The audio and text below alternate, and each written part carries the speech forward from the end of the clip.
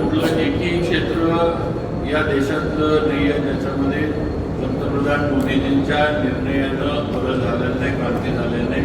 आणि सगळ्यात महत्त्वाचं म्हणजे भारताची ओळख, एक भारताचं ही ओळख जगात जी आज निर्माण झाली आहे ती नक्कीच फक्त आणि फक्त पंतप्रधान मोदीजींचं नेतृत्व या भारताला पंतप्रधानपद म्हणून द्यायचं मिळालं. म्हणून आज भारताचा दबदबा, भारतीयांना जो जगभरामध्ये मिळणारा आदर आहे हा सगळा जो आहे हा आपल्या पंतप्रधानांमुळं आहे. त्यांच्या कामामुळं, त्यांच्या सगळ्या वलयामुळं आज हे जगभरामध्ये भारताची जी आहे ती आपल्याला बघायला मिळते. असं गेले 12 वर्षाचं काम हे एवढं थोडक्यात मांडता येईल एवढं आम्ही मांडले.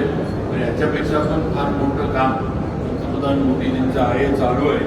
आपल्या इकडे सुद्धा केंद्र सरकार, राज्य सरकारच्या जिल्ह्याचा विचार केला तर सातारा मेडिकल कॉलेज आता अंतिम टप्प्यात आले, त्याचं आपण हे करतोय.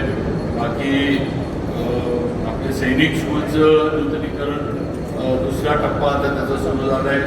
त्याचबरोबर आपल्या इथं बाकीच्या याच्यामध्ये सुद्धा केंद्र सरकार, राज्य सरकारच्या माध्यमातून जिल्ह्यातील सिंचन प्रकल्पांना फार मोठ्या याच्यावर आज आपल्याला हे मिळाले. महामार्गाचं सन्मान्य मोदीजी असतील, सन्मान्य गडकरी साहेब असतील, त्यांच्या माध्यमातून आपलं महामार्गाचे रुंदीकरण किंवा त्याचे पुढचे जे त्या गोष्टी पूर्णत्वाला गेल्यात. बरेचसे ओव्हरब्रिजेस, कराडचा आता ब्रिज लवकरच जो आपला नॅशनल हायवेचा आहे तो सुरू होतोय.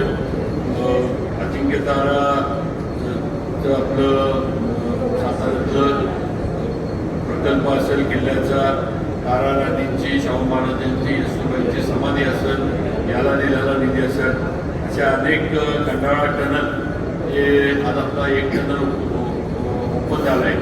लवकरच दुसरा टनल पण आपला ओपन होतोय. हे सुद्धा टनलचं ओपण्याचं काम जे आहे खंडाळ्याचं हे केंद्र सरकारच्या माध्यमातून केंद्राच्या मदतीमुळं आणि सहकार्यामुळं आज सातारकरांसाठी झाले. सातारचा IT पार्क आज राज्य सरकारच्या माध्यमातून येणार आहे. त्याला सुद्धा राज्य सरकार असेल, केंद्र सरकार असेल, त्याला पुढे सुद्धा मदत करणार आहे. अशा अनेक जिल्ह्यासाठी पण योजना या राबवण्याचं काम हे भारतीय जनता पार्टी, देशाचे आपले पंतप्रधान मोदीजींच्या केंद्र सरकारच्या माध्यमातून आणि राज्याचे आपले जे सगळ्यांचे नेते देवेंद्रजी यांच्या नेतृत्वाखाली